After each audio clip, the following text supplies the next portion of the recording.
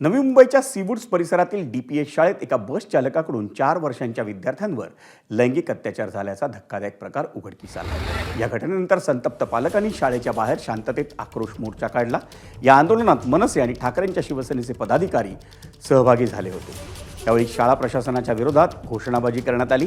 या प्रकरणात मुख्याध्यापकांचं निलंबन करून त्यांना सहआरोपी करण्याची मागणी करण्यात आली आहे। दरम्यान या प्रकरणी आरोपी बस चालकावर पोक्सो अंतर्गत गुन्हा दाखल करून त्याला अटक करण्यात आली। या संदर्भात पोलीस स्टेशनकडे मुलाचे वडील मुलाला वैद्यकीय तपासणीसाठी घेऊन गेल्यानंतर आमच्याकडे ती माहिती आली।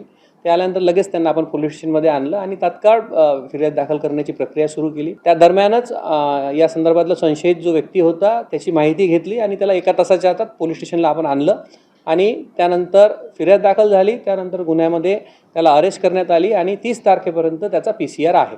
या संदर्भातला जो तपास आहे तो जलद गतीने सुरू आहे। या संदर्भातले सर्व पुरावे आम्ही गोळा केलेले आहे आणि अधिक तपास सुरू आहे। एक कम्युनिकेशन नाही आम्हाला की काय झालं आहे, त्याची तपासणी कशी चालली आहे, तुम्ही सिक्युरिटी कशी केली आहे, त्याबद्दल कमिटी कशी उभी झाली आहे, काय अश्युरन्स आहे आम्हा पेरेंट्सना की आम्ही पाठवू पोरांना, कसं पाठवू आम्ही पोरांना with so much shock, hurt, अँगर, pain in our hearts for what has happened to such a small 4 वर्षीय मुलासोबत अशी घटना घडते एवढ्या लांबी शाळेत, जिची fees is one of the highest in CBSE schools.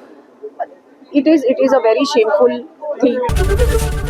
ABP माझा, उघडा डोळे बघा नीट।